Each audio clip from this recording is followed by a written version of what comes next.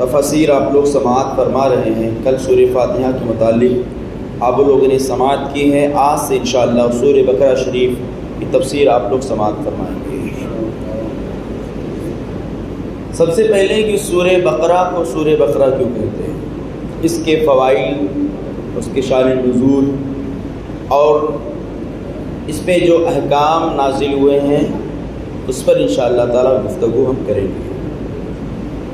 حضرت عبداللہ بن عباس رضی اللہ تعالی عنہما کے فرمان کے مطابق مدینہ منورہ میں سب سے پہلے یہی صورت نازل ہوئی، یعنی سورہ بقرہ شریف۔ مدینہ شریف میں جب سرکار صلی اللہ علیہ وسلم ہجرت کر کے مکہ سے مدینہ گئے تو سب سے پہلے جو صورت نازل ہوئی ہے اسے سورہ بقرہ کہتے ہیں۔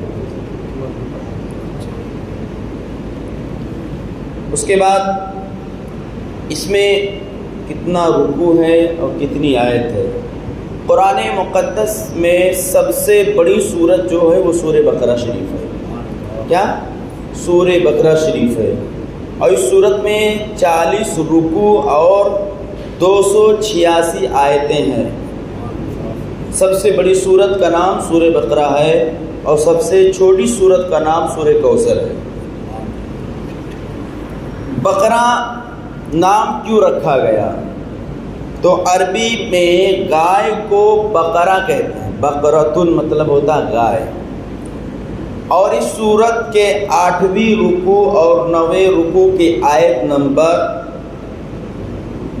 67 سے لے کر 73 میں بنی اسرائیل کی ایک گائے کا واقعہ بیان کیا گیا ہے، اسی کی مناسب سے اسے سورہ بقرہ کہتے ہیں۔ حدیث شریف میں اس سورت کے بے شمار فضائل بیان کیے گئے ہیں، مگر ان میں سے 5 فضائل صرف آپ لوگ سماعت فرمائیں جو حسب ذیل ہیں۔ سب سے پہلا حضرت ابو امامہ با علی رضی اللہ تعالی عنہ سے روایت ہے کہ نبی پاک صلی اللہ تعالی علیہ وسلم نے ارشاد فرمایا، قرآن کریم کی تلاوت کیا کرو۔ سرکار نے فرمایا قرآن کریم کی تلاوت کیا کرو، کیونکہ وہ قیامت کے دن اپنی تلاوت کرنے والوں کی شفاعت کرے گا۔ سنیں، جو قرآن کی تلاوت کرے گا قیامت کے دن قرآن خود ان کی شفاعت کرے گا۔ اور دو روشن صورتیں یعنی سورہ بقرہ اور سورہ آل عمران پڑھا کرو، کیونکہ یہ دونوں قیامت کے دن اس طرح آئیں گے جس طرح 2 بادل ہوں، یا 2 سائبان ہو، یا 2 اڑتے ہوئے پرندوں کی قطاریں ہوں۔ یہ دونوں صورتیں اپنے پڑھنے والوں کی شفاعت کریں گی۔ اور پھر فرمایا سورہ بقرہ پڑھا کرو، کیونکہ اس کو پڑھتے رہنے میں برکت ہے اور نہ پڑھنے میں ثواب سے محروم رہ جانے کا خطرہ ہے۔ اور سورہ بقرہ کے متعلق پھر فرماتے ہیں، اور جو سورہ بقرہ پڑھے گا اس پر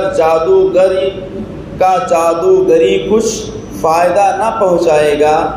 گویا سورہ بقرہ پڑھنے سے کتنا بھی کوئی جادو کرے وہ اسے کچھ نقصان نہیں کر سکتا ہے۔ دوسری بات یہ ہے کہ حضرت ابو ہریرہ رضی اللہ تعالیٰ عنہ سے روایت ہے، نبی پاک صلی اللہ تعالی علیہ وسلم اپنے گھر آقا فرماتے اپنے گھر کو قبرستان نہ بناؤ۔ اللہ کے حبیب فرماتے ہیں، جس کے راوی حضرت ابو ہریرہ کہ اپنے گھروں کو قبرستان نہ بناؤ، یعنی اپنے گھروں میں عبادت کیا کرو، اور شیطان اس گھر سے بھاگتا ہے جس گھر میں سورہ بقرہ کی تلاوت کی جائے، اس گھر سے۔ اس لیے دیکھتے ہیں نا بہت سے احباب ہوتے ہیں کہ دکان میں سورہ بقرہ، مکان میں سورہ بقرہ کیوں پڑھاتے ہیں؟ اسی لیے عامل جو حضرات ہوتے ہیں وہ کہتے ہیں سورہ بقرہ پڑھاؤ گے تبھی ہم گھر میں کھلا لگائیں گے، گھر بندش کریں گے۔ تو اسی وجہ سے پڑھایا جاتا ہے کہ جو شیطان رہے وہ شیطان بھاگ جائے۔ تیسری بات یہ ہے کہ حضرت ابو مسعود رضی اللہ عنہ سے روایت ہے کہ نبی پاک صلی اللہ علیہ وسلم نے ارشاد فرمایا، جو شخص رات کو سورہ بقرہ کی آخری 2 آیتیں پڑھے گا، رات میں جو سورہ بقرہ کی 2 آیتیں پڑھ لے گا وہ اسے کافی ہوگی، یعنی ناگہانی مصائب سے وہ بچ جائے گا۔ اسی طریقے سے ابو ہریرہ رضی اللہ تعالیٰ کی ایک روایت اور ہے کہ حضور علیہ الصلوۃ والسلام نے ارشاد فرمایا، ہر چیز کی ایک بلندی ہے، ہر چیز کی ایک بلندی ہے، اور قرآن کی بلندی سورہ بقرہ ہے۔ اس میں ایک آیت ہے جو قرآن کی تمام آیتوں کی سردار ہے، وہ آیت ہے آیت الکرسی۔ کیا ہے؟ آیت الکرسی۔ اور آیت الکرسی کے فوائد یہ ہیں، اللہ کے حبیب علیہ تحیۃ و ثناء ارشاد فرماتے ہیں جو آیت الکرسی کی کثرت سے تلاوت کرے، آقا ارشاد فرماتے ہیں وہ مرنے سے پہلے میں اس کے خواب میں ضرور تشریف لاؤں گا۔ اور جو سوتے وقت آیت الکرسی پڑھے، اللہ کے حبیب علیہ الصلوۃ والسلام ارشاد فرماتے ہیں اس کا ایمان خاتمہ پر ہے۔ اور جو حالت نماز کے بعد جب فارغ ہوتا ہے تو ایک مرتبہ جو آیت الکرسی پڑھے، اللہ تبارک و تعالیٰ اسے دنیا اور آخرت میں ہمیشہ سرخ روئی عطا فرمائے گا۔ اسی طریقے سے 5ویں بات جو ہے، حضرت سہیل بن ابی ساعد رضی اللہ تعالیٰ عنہ سے روایت ہے کہ حضور انور نبی پاک صلی اللہ تعالی علیہ وسلم نے ارشاد فرمایا، جس نے دن کے وقت اپنے گھر میں سورہ بقرہ کی تلاوت کی تو 3 دن تک شیطان اس گھر کے قریب نہیں آئے گا۔ دن میں اگر پڑھا تو 3 دن تک قریب نہیں آئے گا، اور جس نے رات کے وقت پڑھا اپنے گھر میں سورہ بقرہ کی تلاوت تو 3 راتیں اس گھر میں شیطان داخل نہیں ہوتا ہے۔ سنیں، یہ سورہ بقرہ کے فضائل ہیں۔ یہ قرآن پاک کی سب سے بڑی سورت ہے، اور اس سورت کا مرکزی مضمون یہ ہے کہ اس میں بنی اسرائیل پر کیے گئے انعامات اور ان انعامات کے مقابل میں بنی اسرائیل کی ناشکری، بنی اسرائیل کے جرائم جیسے بچڑے کی پوجا کرنا، شرکش اور اناج کی وجہ سے حضرت موسیٰ علیہ السلام سے طرح طرح کے مطالبات کرنا، اللہ تعالیٰ کی آیتوں کے ساتھ کفر کرنا، انبیاء کرام علیہ السلام کو ناحق شہید کرنا، عہد توڑنا وغیرہ، گائے ذبح کرنے کا واقعہ نبی پاک صلی اللہ علیہ وسلم کے زمانے میں موجود یہودیوں کے باطل عقائد و نظریات اور ان کے خباثتوں کا بیان کیا گیا ہے، اور مسلمانوں کو یہودیوں کے دھوکہ دہی سے آگاہ کیا گیا ہے۔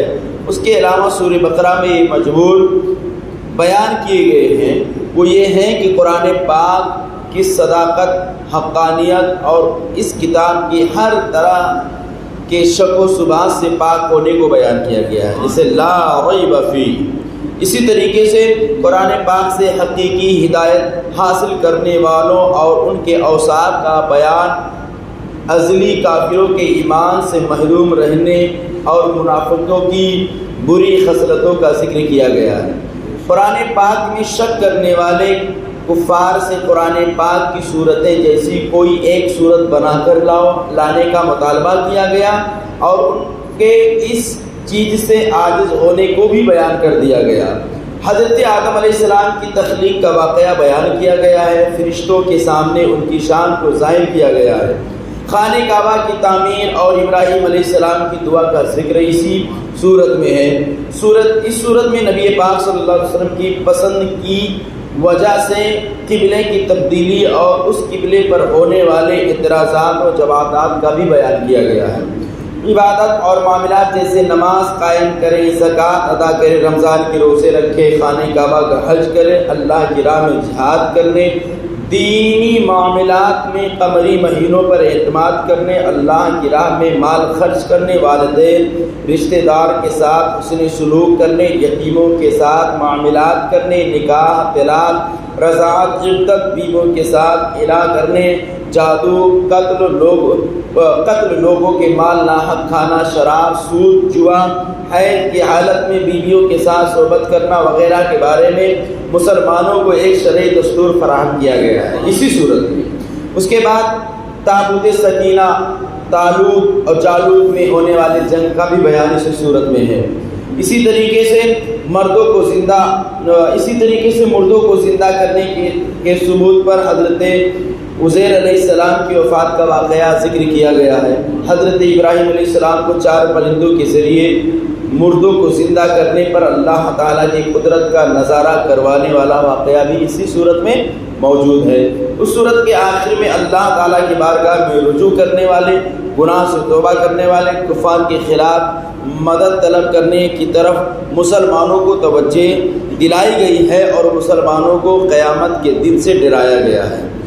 تو سورہ بقرہ کی اپنے سے ماقبل سورہ فاتحہ کے ساتھ مناسبت یہ ہے کہ سورہ فاتحہ میں مسلمانوں کو دعا مانگنے کی تعلیم دی گئی ہے، یعنی سورہ فاتحہ کے بعد ڈائریکٹ سورہ بقرہ کی شروعات ہے۔ یہ کیوں ہے؟ سورہ نساء بھی ہو سکتی، سورہ یاسین جو قرآن کا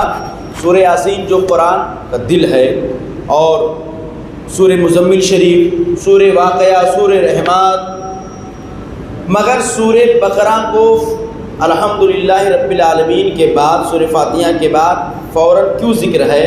تو اس کی مناسبت یہ ہے کہ سورہ فاتحہ میں مسلمانوں کو دعا مانگنے کی تعلیم دی گئی ہے، اہدنا الصراط المستقیم، یعنی اے اللہ ہم کو سیدھا راستہ چلا۔ اور سورہ بقرہ میں کامل ایمان والوں کے اوصاف، مشرکین اور منافقین کی نشانیاں، یہودیوں اور عیسائیوں کا طرز عمل، نیز معاشرتی زندگی کے اصول اور احکام ذکر کیے گئے کہ مسلمانوں کے لیے صراط مستقیم کو بیان کیا گیا ہے۔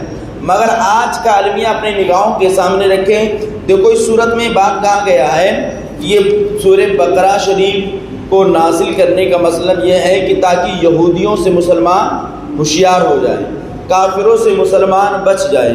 مگر آج ہمارا عالمیہ یہ ہے، نہ ہم اسے یہودی دیکھتے ہیں نہ تو مشرکین دیکھتے ہیں، کوئی بھی کیسا بھی ہو اس سے ہم ایسا رشتہ، ایسی دوستی کرتے ہیں جیسے ایسا پتہ چلتا ہے کہ یہ میرا سگا بھائی ہے۔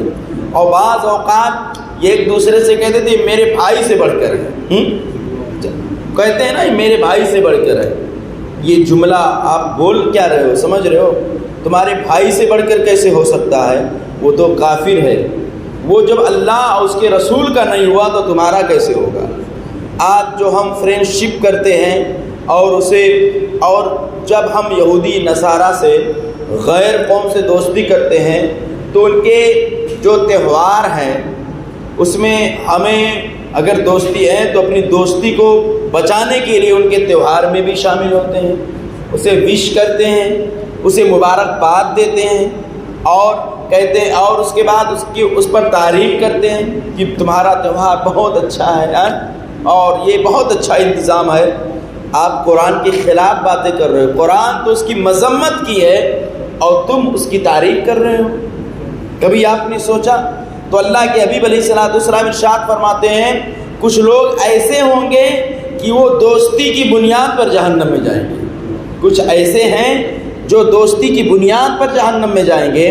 اس لیے اللہ کے حبیب نے فرمایا ہے جو دنیا میں جس کے ساتھ رہے گا، اٹھے گا، بیٹھے گا، یعنی جس سے دوستی کرے گا، محبت کرے گا، اس کا حشر اسی کے ساتھ ہوگا، اس کا حشر اسی کے ساتھ ہوگا۔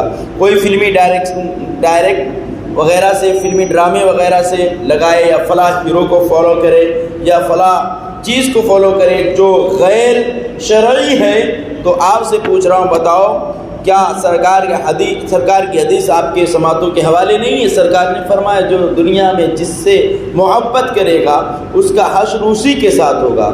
اگر ہم اللہ والوں سے محبت کرتے ہیں، غوث و خواجہ رضا سے محبت کرتے ہیں تو ہمارا حشر اسی کے ساتھ ہوگا۔ اور کوئی سلمان خان، شاہ رخ خان، فلاں خان، دھما خان اور فلاں ہیروئن، فلاں ڈائریکٹر کی نقل کر رہا ہے اور اس کے نقش قدم پر چلنے کی کوشش کر رہا ہے تو اس کا حشر اسی کے ساتھ ہوگا۔ ابھی عید کے ایام آنے والے ہیں، آپ دیکھ رہے ہیں، اس میں جتنے فلم ڈرامے والے ہیں پورے سال وہ محنت کرتے ہیں۔ کیوں کرتے ہیں؟ اس کو چینلوں پر لایا جاتا ہے، ان کے لباس، اور پورے سال دیکھتے ہیں، اور وہ لباس جو شریعت نے ناپسند فرمایا ہے، وہ بیٹیاں، وہ بچیاں جس کے متعلق سرکار صلی اللہ علیہ وسلم ارشاد فرماتے ہیں جس کے گھر میں بچی کی ولادت ہو اللہ رب العزت اس میں 10 برکتیں نازل فرماتا ہے۔ اور اللہ کے حبیب ارشاد فرماتے ہیں جب اللہ خوش ہوتا ہے، سب سے زیادہ خوش ہوتا ہے، تو گھروں میں بچیوں کی